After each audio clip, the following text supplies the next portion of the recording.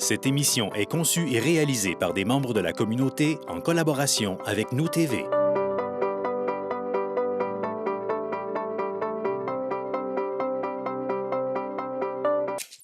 Ici Mélissa Raté, bienvenue à cette toute nouvelle édition d'Allemand en mouvement. Cette semaine, notre invité, Marc Asselin, maire d'Allemand, qui nous parlera des dernières mesures prises dans le contexte de la COVID-19.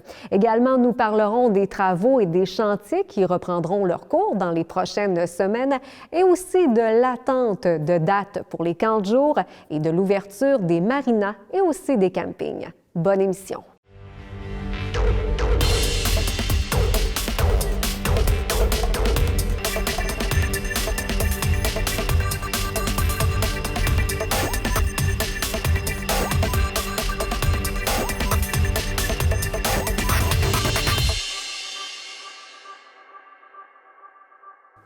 Monsieur le maire, c'est un plaisir de vous retrouver pour Allemand en mouvement. Comment allez-vous? Ça fait plaisir. Ça va très bien. Comme je dis régulièrement, j'ai pas le temps de m'en aller. Ça va trop vite. C'est très chargeant de ce temps-ci pour le poste de maire. Il s'en passe beaucoup des choses dans le contexte de la COVID-19. Plusieurs mesures ont été prises sur le territoire de la ville d'Allemand.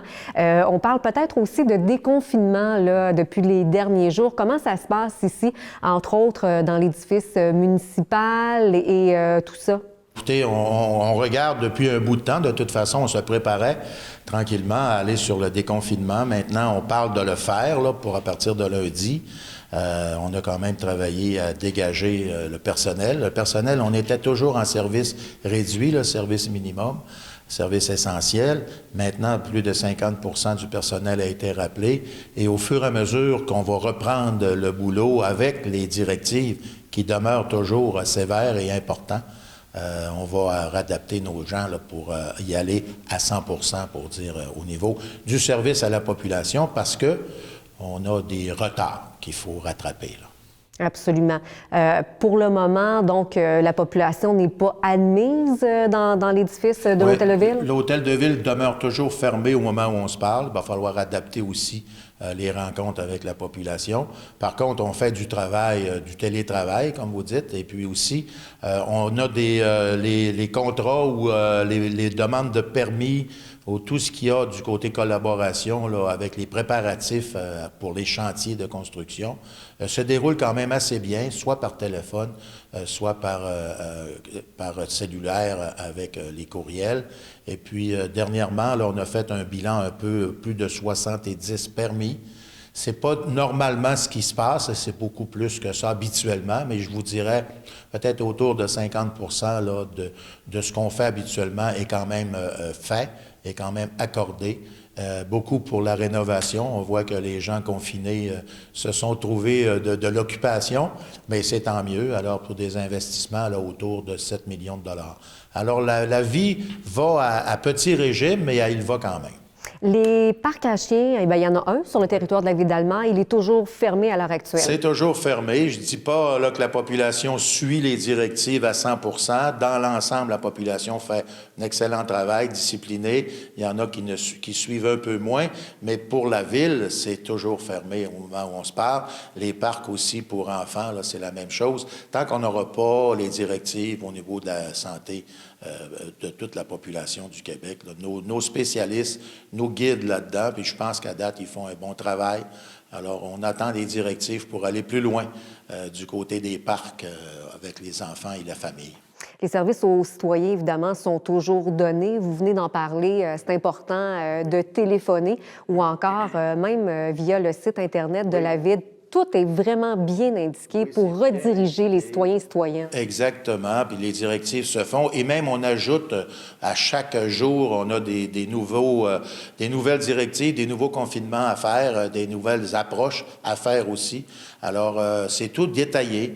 Vous pouvez rejoindre au niveau des questions. Vous pouvez rejoindre soit par courriel, soit par téléphone. Et les réponses, on vous guide pour vous amener aux réponses où vous avez les questions que vous avez sur vos certaines problématiques personnelles qui existent dans des cas comme ceux-là, parce qu'effectivement, c'est pas facile tous les jours pour les gens. Il y a même la bibliothèque d'Allemand qui a innové, qui a offert le service en ligne pour... Oui, un prêt numérique qu'on appelle.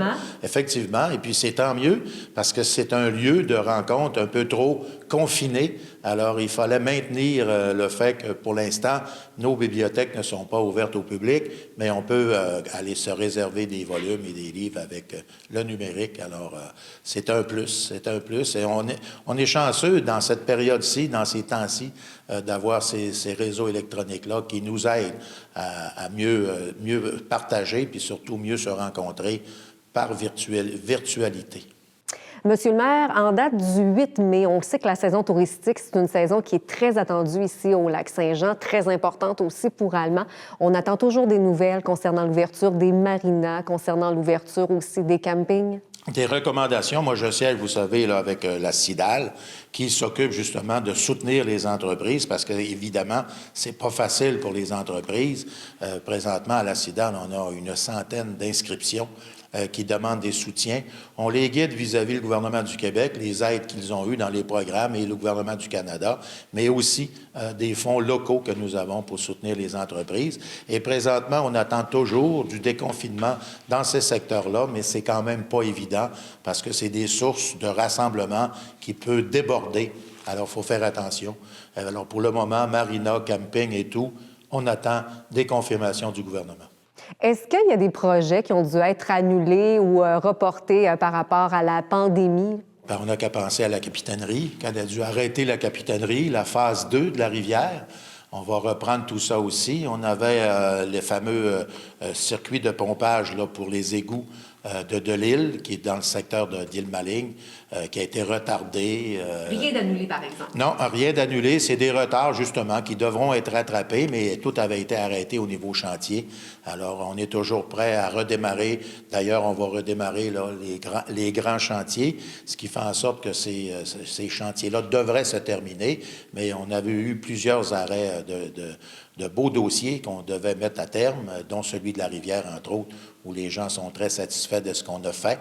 Alors, imaginez-vous, quand ça va être complètement terminé, on a bien hâte de voir la suite. Qu'est-ce qui reste à faire, justement, sur les travaux là, aux abords de la rivière Petite-Décharge? Au niveau du paysage lui-même, l'embellissement, c'est bien sûr qu'à partir du moment où on redémarre ces chantiers-là, mais avec des restrictions qu'il n'y avait pas avant, il y a probablement des ajustements de coûts qui devront être faits. Pour l'instant, il est trop tôt pour aller dans la finalité, mais on s'attend à ce qu'il y ait des ajustements de coûts. Mais du côté de la rivière, c'est ça aussi. Les plans de la capitainerie étaient quand même bien démarrés. Les gens ont une bonne idée de l'édifice qu'il va avoir à la capitainerie du camping de la Damentaire. Il reste à finaliser l'édifice comme tel, mais aussi le terrassement autour pour l'accès au quai puis au bateau au niveau de la marina. Alors, il y a plusieurs finalités à faire dans ces dossiers-là. Celui aussi de la rue dans le parc industriel sud, qu'on veut essayer de rejoindre le boulevard Saint-Jude. On devait démarrer dernièrement le projet. On a dû attendre. On va repartir le tout là, très bientôt. Au niveau préparatif, puis au niveau urbanisme, on est prêt. Il reste maintenant à voir comment on va installer les entreprises et surtout comment le gouvernement va exiger là, au niveau de la sécurité de tous ces travailleurs-là. Vous parliez du projet de la rue de la Science dans le parc industriel, oui, c'est bien oui, ça? Hein? Celui de la rue de la Science, qui doit aller rejoindre le Saint-Jude et aller maintenant sur la fameuse voie de contournement pour éviter encore plus que les camions prennent du pont pour sortir du parc industriel. C'était prévu au niveau développement là, dans les plans triennaux. On est rendu là présentement. Pour cet été, parce qu'on le sait que les travaux publics ont toujours l'habitude de faire ces travaux-là pendant l'été, les travaux d'asphaltage, d'aqueduc, d'égouts, ça sera de retour encore une fois? Oui, vous avez vu dans les dernières réunions qu'on a eues au niveau Zoom, ce qu'on avait le fameux programme électronique, là, où vous pouvez voir maintenant nos assemblées publiques par le réseau de la télévision.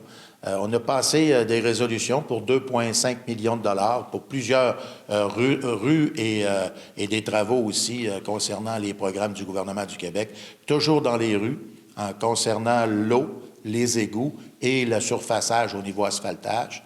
Et puis, on en a réparti sur l'ensemble des fameux départements que nous avons, là, l'ensemble des fameux comtés. Ouais. Au niveau du service des loisirs et de la culture, on sait qu'il y a eu beaucoup de changements. Il y a des trucs qui ont dû être annulés.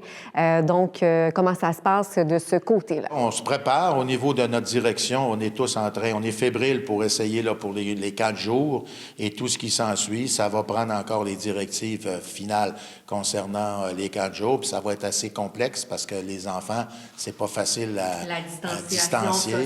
Et voilà, et puis il va falloir le faire quand même. Mais il reste qu'on travaille à être capable de les produire quand même ces 4 jours-là pour l'été.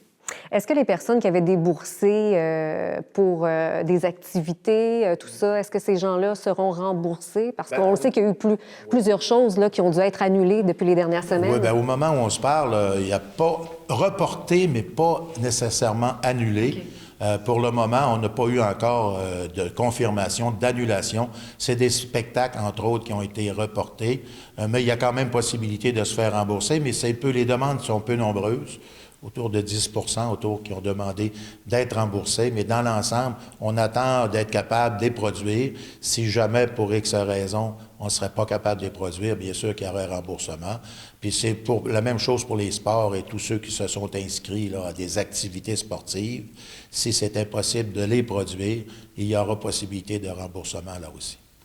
Tout ça suit son cours, évidemment, avec les mesures, les recommandations. Exactement. Puis on avait déjà commencé, nous, à retenir la fameuse taxation de la deuxième partie de paiement. Même chose avec le service électrique. On ne charge pas d'intérêt sur les retards de paiement et on ne débranche pas aussi plus personne jusqu'à nouvel ordre. Alors, de ce côté-là, on continue à desservir la population et on sait qu'il y a des secteurs où c'est plus difficile. Alors, il faut soutenir, il faut travailler ensemble d'une manière communautaire. Je termine là-dessus, M. le maire, parce que vous soutenez beaucoup la communauté dans le contexte de la COVID-19. Vous avez remis un bon montant sur la plateforme Mon voisin, je m'en occupe, donc pour ceux et celles qui ont la vie un peu plus difficile dans ce contexte-là. Les gens, comme on dit des fois, qui tombent entre deux chaises. Des groupes qui sont déjà inscrits à Moisson, par exemple, la problématique n'était pas vraiment là, parce qu'on continue, même que la Moisson, on l'a soutenu encore un peu plus que d'habitude, mais il y a des secteurs au niveau du chômage, par exemple, où il n'y avait pas de lieu là, de soutien pour ces familles-là. Alors, l'idée est venue de notre député, là, M. Girard, et puis on s'est empressé d'appuyer avec la Ville d'Alma, qui a débloqué 10 000 $ pour faire un fonds de soutien qui est quand même important, qui a continué à grossir entre-temps. Et je suis très fier du personnel de la Ville aussi, parce que personnel, autant syndiqués que cadres, ont tous contribué à aider.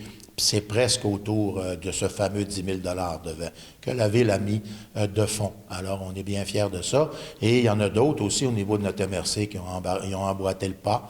Alors, on a réussi à ramasser des fonds de manière importante.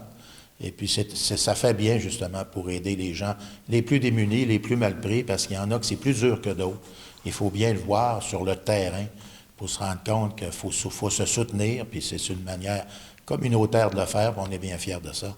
Monsieur le maire, ça a été un plaisir encore une fois. Merci beaucoup. C'est un plaisir. Je souhaite toujours à la population, la santé, c'est important. Continuez à vous laver les mains. Mine de rien, c'est la solution idéale. Avoir les mains propres le plus souvent possible dans une journée. Faites attention à vous, puis on va sûrement se revoir pour la suite parce que ce n'est pas terminé, malheureusement. Merci à notre invité, Marc Asselin, maire de la ville d'Alma. Au nom de toute l'équipe, merci d'avoir été des nôtres pour Alma en mouvement, en espérant que vous avez apprécié. Ici Mélissa Raté, on se reparle très bientôt. D'ici là, prenez soin de vous.